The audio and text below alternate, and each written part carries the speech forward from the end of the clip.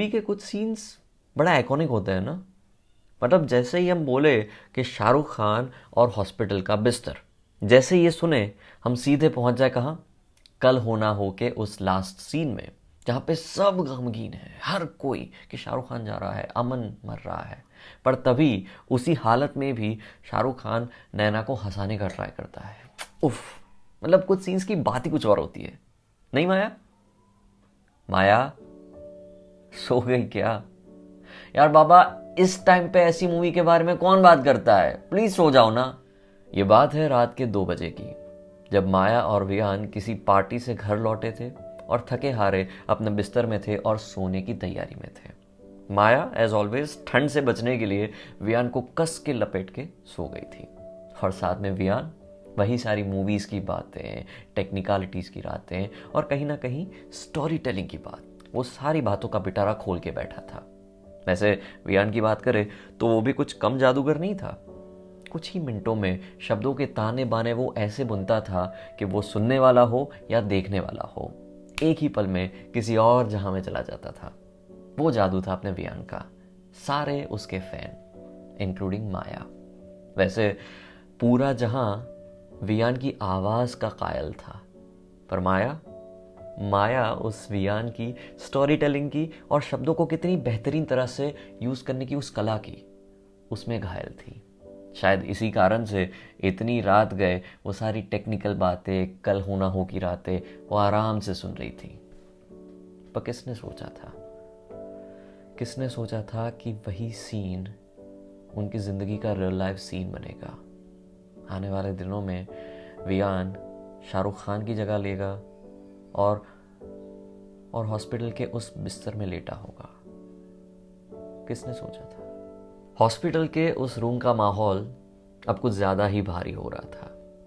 एक तरफ वो मशीन्स की बीप की आवाज और दूसरी तरफ वियान की सांसें, दोनों की गति धीमी पड़ रही थी। जितनी जोर से वो पॉजिटिविटी और मुस्कुराहट रख रही थी अपने चेहरे पे, माया उतनी ही जोर से अपनी आंखों पे भी कंट्रोल रख रही थी। कहीं आंखें उसको देख के मायूस ना हो जाए, आंसू बह ना जाए और वही बहते आंसू वियान देख ना ले। बहुत कंट्रोल कर रही थी।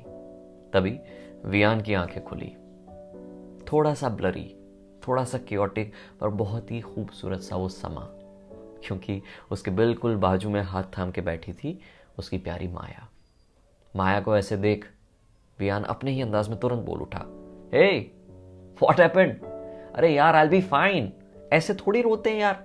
देख, थोड़ा सा टाइम मुझे दे, थोड़ा सा रेस्ट दे और हाथ थाम, मैं बिल्कुल ठीक हो जाऊंगा, ठीक है? माया ने नम आंखों के साथ मुस्कुराया। फिर वियान बोला, अच्छा listen, I have to tell you something. अगर मुझे कुछ हो जाता है, if anything happens to me, तभी वियान को रोकते हुए, no no, we are not going there. Viaan तुरंत चिढ़ के बोला, यार क्या है तेरा हर बार का? हर बार बीच में मुझे टोक देती है। ये आदत छोड़, एटलीस्ट आज छोड़ दे, and please listen to me. अगर मुझे कुछ हो जाता है, I don't want you to stop smiling. तू मुझे याद कर और मुझे जिंदा रख अपनी मुस्कान में। मैं बस यही चाहता हूं, प्रॉमिस। माया मन ही मन बोल उठी, यार ऐसे टाइम पे भी इसको इतनी फिल्मी लाइंस कहां से सूझती है? ओके ठीक है, आई विल कीप स्माइलिंग। अभी के लिए प्लीज यू टेक रेस्ट, तुझे आराम की जरूरत है बाबा, प्लीज सो जा। हाँ, see I am smiling, is it fine? ना सो जा। जैसे ही ये कहा, वेंटिलेटर के उस मॉनिटर का हाल तुरंत बदल गया। अभी तक जो धीरे धीरे बीप्स हो रही थी, अब वो कांस्टेंट बीप में कन्वर्ट हो गई। अभी तक जो वेव्स थे, अब वो सीधी लाइन पे आ गए।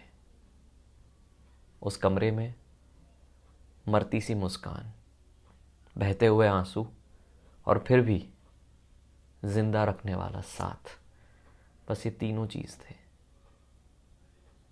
माया मन ही मन बोल उठी कि जाते जाते भी मुस्कुराना सिखा गया। So how's the story? Maya, how's the story? अरे तुमने सुनी भी या नहीं? माया ने कहा, हाँ अच्छी है स्टोरी, थोड़ी सेंटी है एंड थोड़ी सेल्फ ऑब्सेस्ड लगी। बस अब सो जाते हैं ना, इट्स टू लेट। इतना कह के माया ने अपना फ़ोन उठाया, उस रिकॉर्डिंग को ऑफ किया और उस तकिए को गले लगा के सो गई। जाते जाते भी हर रात के लिए मुस्कुराना सिखा गया मेरा वियान।